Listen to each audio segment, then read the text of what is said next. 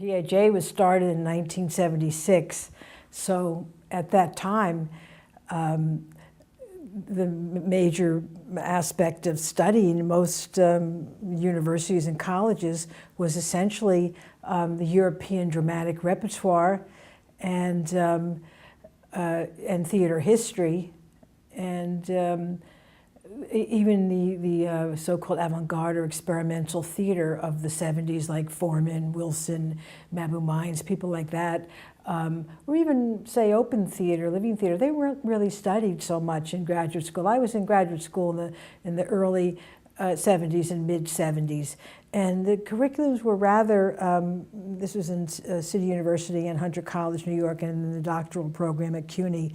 They were basically built around the study of the dramatic text and theater history, and there wasn't a lot of contemporary theater because for a long time, and it's only a fairly recent development that people began to study work that's so contemporary. For a long time, you simply didn't study contemporary work because professors or those in academia thought you could go see that yourself.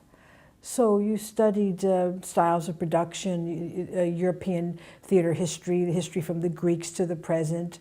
It was largely European and American, and maybe American drama, a certain kind of canonical line.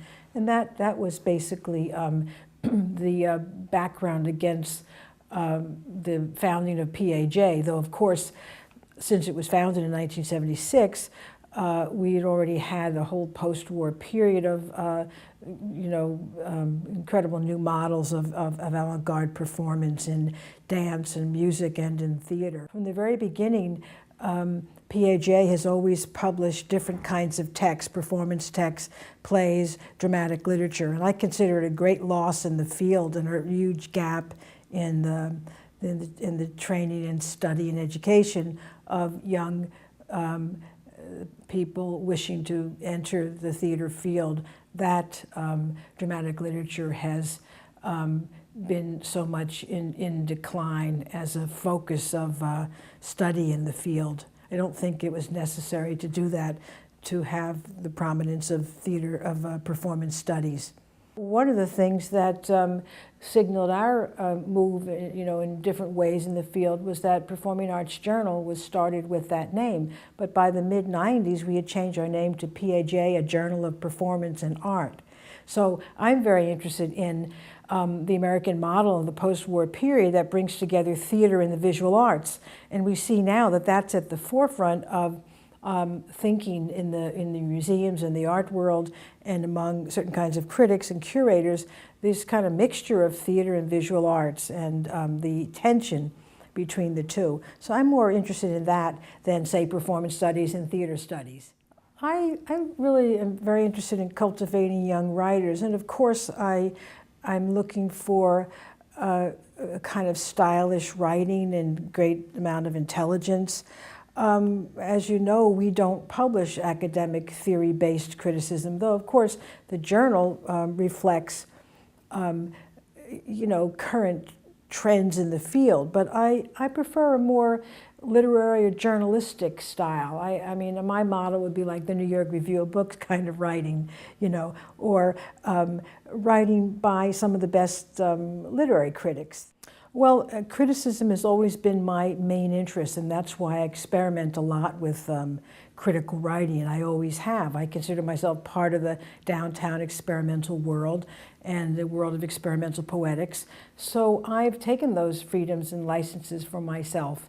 One of the problems I see in today's theoretical writing is that it's so old-fashioned, given that people are writing against these extraordinary works with media, and they're still trying to convey the plot, and, in a piece of criticism, and writing in the same old paragraph to paragraph style of cause and effect.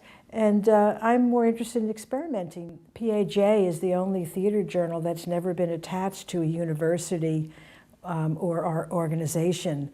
And I had always been, until 6 years ago when I took a position at the New School, I had always been a kind of itinerant independent scholar teaching here and in Europe sometimes 1, 2, or 3 semesters in different schools, but all over the country.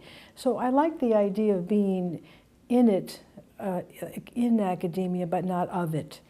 I consider myself a theater intellectual. And so I think that I have to say the freedom that I've had so that we could publish whatever we wanted to do with PAJ, that I could write however I wanted and did not have to conform to what were the particular interests of a publishing house or what one needed to do to build a file, an academic file for promotion. When PAJ started out, and I'm thinking of all the reviewers and people who wrote essays for us, it's hard to believe now, but people at one time really wrote out of love of something. They didn't write because they had to build a file and publish. They weren't concerned with what journals were peer-reviewed or not.